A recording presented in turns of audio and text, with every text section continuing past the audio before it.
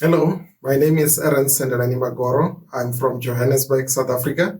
I'm quite delighted to be here today and thank you in advance for listening to my talk. Just a bit of background about myself. I'm a cloud architect, predominantly working with Amazon Web Services, Google Cloud Platform, and Microsoft Azure. I've been in the IT space for about 15 years. I come mainly from a software engineering background.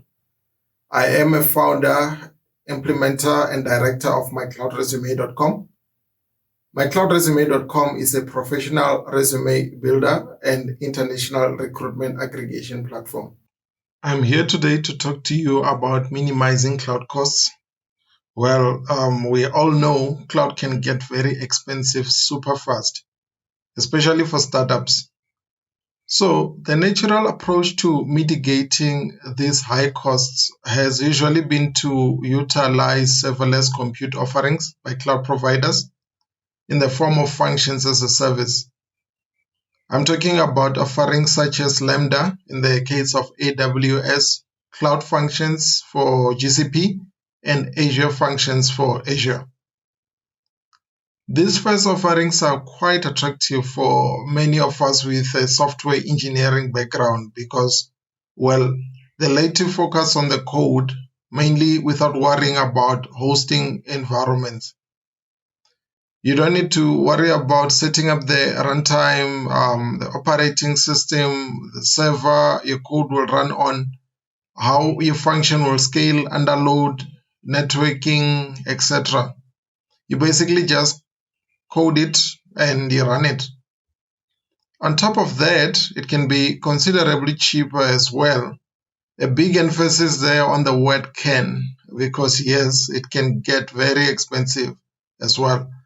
But it usually is cheaper under common use cases. Each major cloud provider offers a considerable number of invocations with a perpetual free tier offering each month. As shown in the table, each cloud provider offers at least 1 million free invocations and 400,000 gigabyte second compute time each month. As you can see, these free offerings may be enough for development to high production use workloads, but they definitely wouldn't suffice for a large-scale, highly consumed application. If you were to run maybe your first API, let's say as a backend for a globally utilized web application, you would easily run out of free tier within about 3 days. Then you must start paying.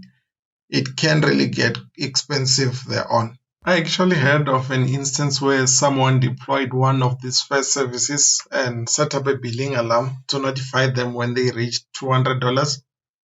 They were actually not even expecting to get to that high an amount since they were running a low usage app. But to their surprise, just a few minutes after deploying the function while driving back home, they received a notification from the billing alarm stating that they had exceeded the $200. What this meant was that the free tier 1 million hits and 400,000 gigabyte second had been exceeded, plus another $200 on top of that. Impossible, they thought. There's no way this low volume application has consumed so much within an hour. So they continued driving, got home a while later, walked in, said hi to everyone, had supper, then thought to go check on the deployed function. What they saw was shocking. A whopping $900 had been consumed within a space of 3 hours. Just imagine. I don't know about you, but I think this kind of amount on one's credit card statement for a POC is enough to make a grown man cry. Funny thing is, this issue was caused by a bug in another application. There was a bug in another system which integrated with the first function. The bug kept executing the function in an infinite loop, spawning millions of threads in a 3-hour period. So when I heard this story, I thought to myself, there must be a way of, firstly, ensuring that your function doesn't consume real money once it surpasses the free tier cap. And second, that there must be an organized way of spinning up another similar service in a different account or even from another cloud provider where you can continue getting more free tier usage. Okay, so now we're going to go through a solution I've been working on. This particular solution actually allows you to have free tier usage for your serverless compute functions which you design. Uh, Technically perpetually without ever having to worry about going out of free tier and having to pay for your usage. I'm going to give you an example of a service. Let's take, for example, a use case wherein you go create a function which basically converts units. Let's say you've got a metric unit which you need to convert to an imperial counterpart. Um, you would go create the function as you would normally do. Let's say you decide you want to start with Lambda. You go write your Lambda logic. You go deploy it in a particular account within AWS. It can be in any language which you choose. You just need to ensure that that language, the runtime of the language is supported across all cloud providers which you want to use. For instance, if you need a particular number of hits per month, let's say you only need 1 million, you wouldn't have use for something like this. But as soon as you start needing more than what the free tier needs, let's say you need 3-4 million, you just need to have as many accounts in your cloud vendor space to basically go and fulfill those hits or those invocations which you are given under free tier. So in this instance, let's say you need about 3 million hits a month. You can go and deploy your Lambda function within a cloud account and have a second cloud account as well where you have the same function deployed. You could decide you don't want to put all your eggs in one basket. You could decide that you want your function deployed in Azure as well. You can take the same code and go deploy it in Azure. You can do the same for Google Cloud Platform. And you can basically have as many accounts as you want within as many cloud vendors as you want who actually support serverless compute.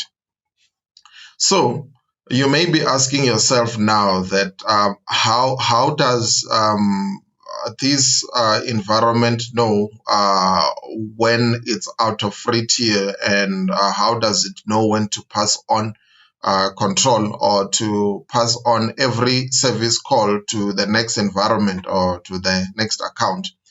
So that's where the solution comes in. I've created this particular service which you see here. I call it the coordinator service.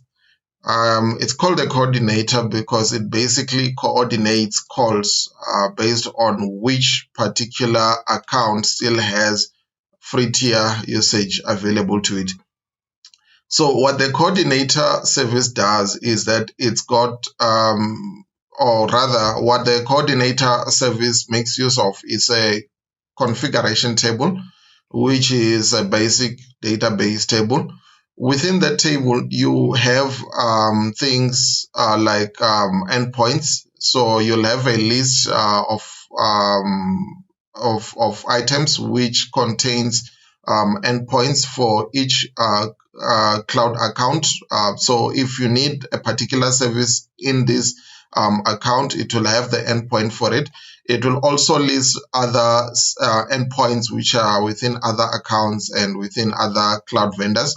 And against each endpoint, it will also list how many hits you are allowed on a monthly basis. So let's say in the case of Azure, you've got 1 million invocations you can make per account under free tier. It will list that against that particular endpoint for that account. And then for, let's say, Google Cloud, you've got 2 million, it will have the endpoint and 2 million hits as the maximum allowed for that account per month. It also keeps track of how many invocations or hits have been done against that particular cloud account so far for this month. Again, in the example of Amazon, let's say you have only had a 100,000, it will list that against that particular endpoint. So when this particular service, or when the coordinator service is started up, it loads the configuration and the state of how many invocations have been done against a particular endpoint, and keeps that in mind or in track as you invocate, or as you invoke each one. So it's got a basic configuration screen, which basically saves data to this database around what endpoints you'll be using, the limits, and so forth. Nothing too complex. It's just a basic configuration screen which you make use of. So let's go back to our use case. Let's say you've got a web front end where people go in, or where your users go in, and convert, let's say, miles to kilometers. So what they would do is they would enter the number in miles, and then choose the unit which they converting from, and then the unit they are converting to.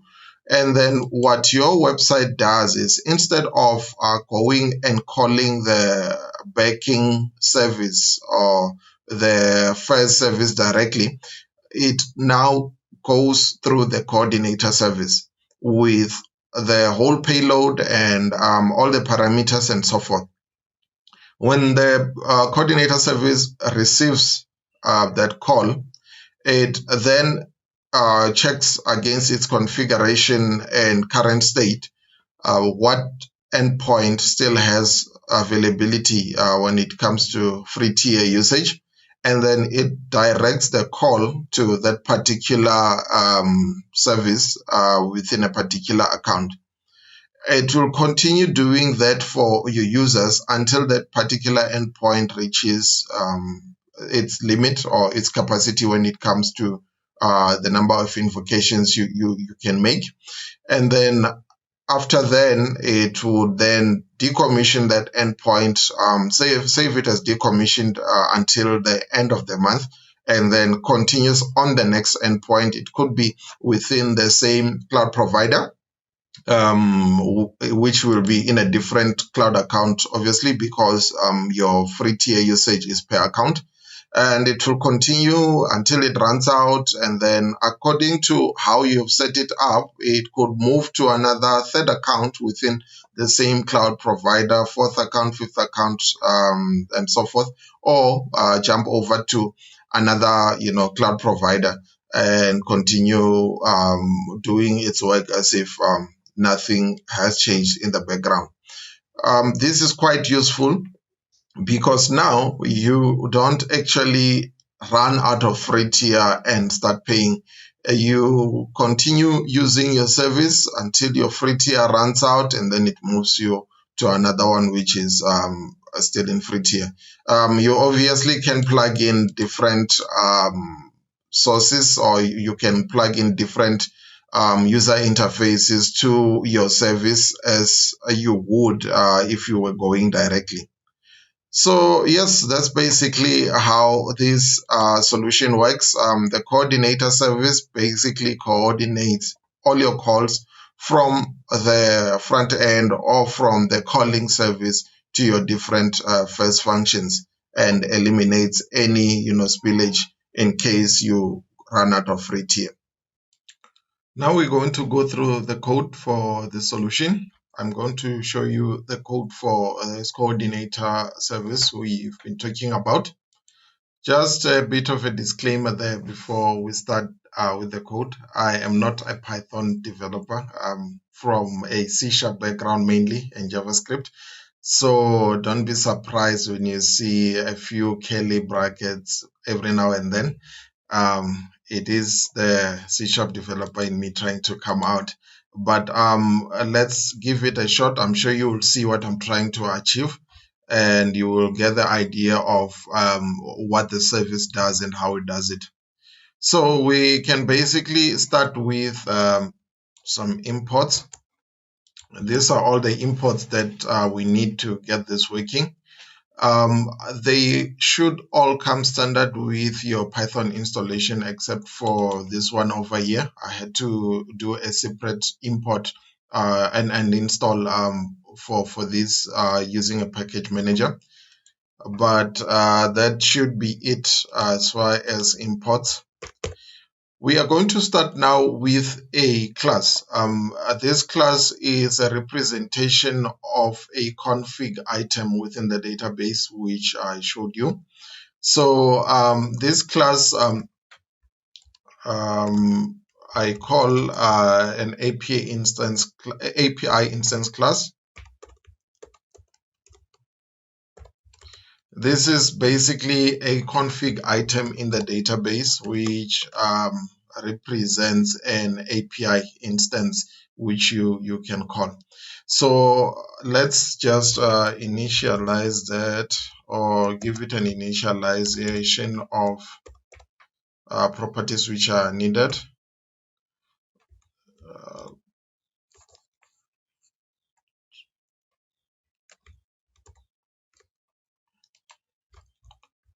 Cool. So properties which we need there are going to be as follows. We're gonna have the name. We're gonna have the URL of that endpoint, and then we're gonna have a max call count. So this is basically the name which you will use to identify what API or what instance of the API you're calling, the URL to that API instance, and how many times you can call it in free tier. Then we can just assign those properties here.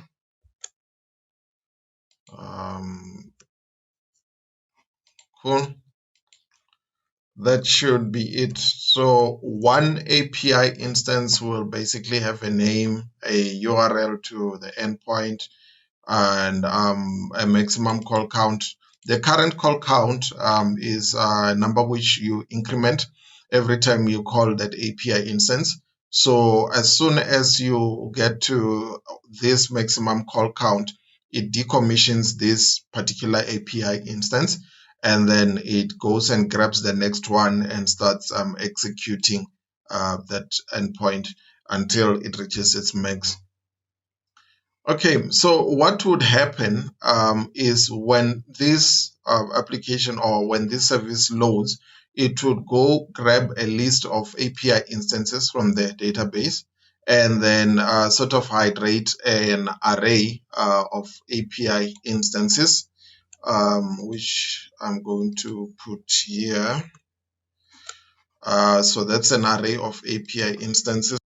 Just as a demo for today, I am going to copy a list of API instances which I have hard-coded together for the sake of this demo. So you will see here what this piece of code is doing is basically appending an API instance as you would have it in the database or pre-configured in the database. So the name of that API instance, the URL to the endpoint, and then what is the maximum call count you have per endpoint. So I've got this 4 here just for the demo, and we should be set to go as far as config and basic supporting classes. Except for we will need to keep track of what is the current API instance we're working with.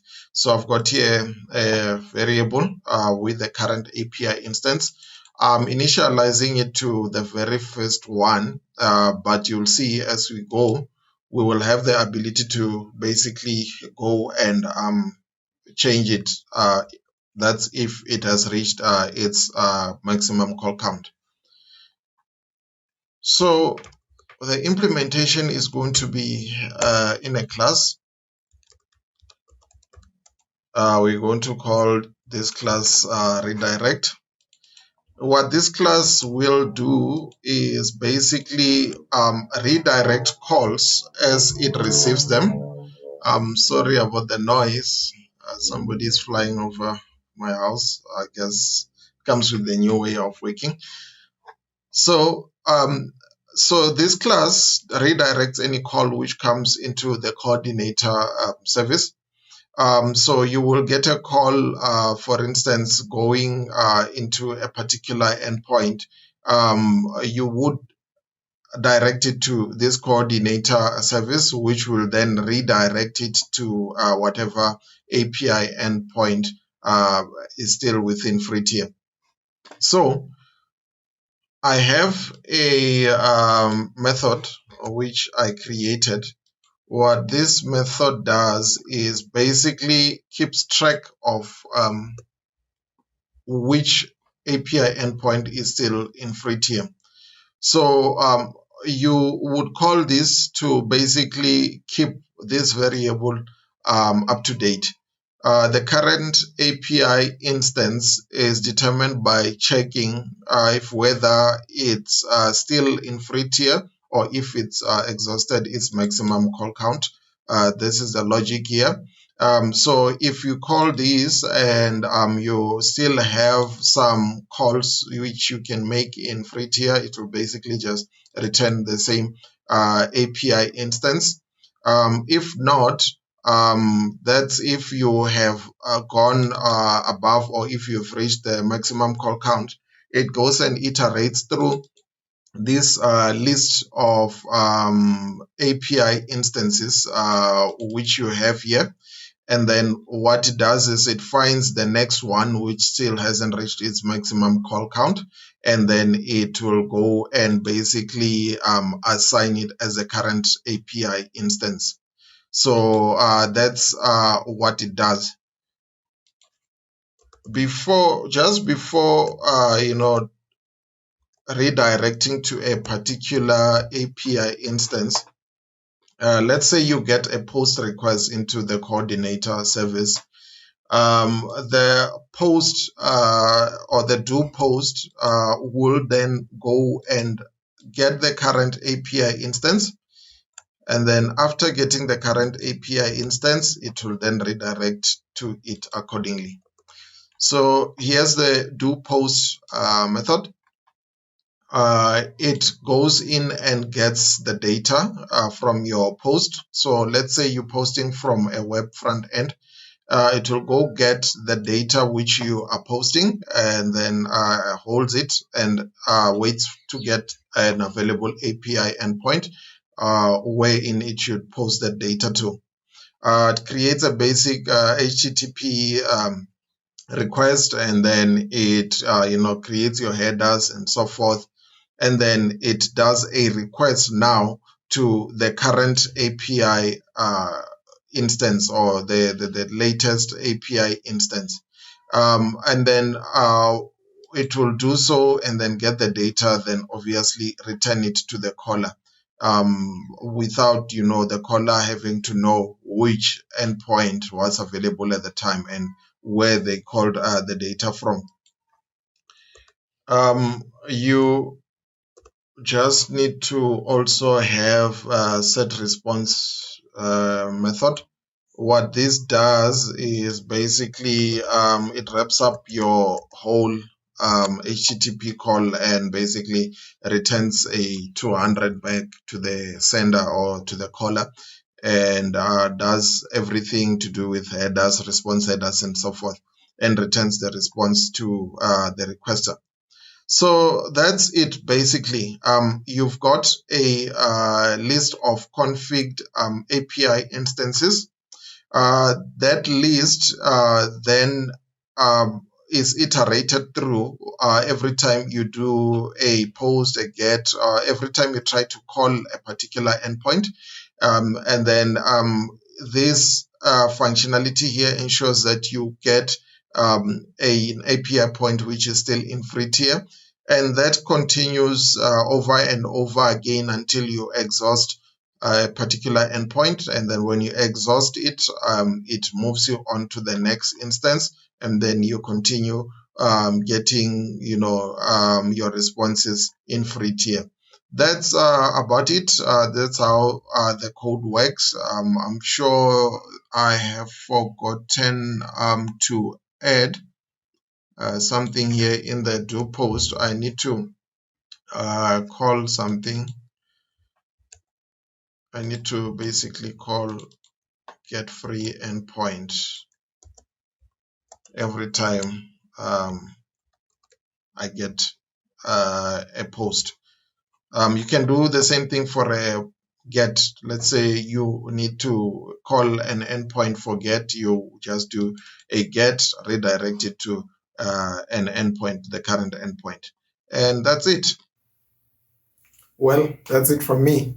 I hope you found this talk informative and that you find useful ways to implement this solution. If you have any improvement suggestions, questions, or comments in general, feel free to contact me on any of these platforms. I am Erance Sendelani Magoro from mycloudresume.com, and thank you again for listening.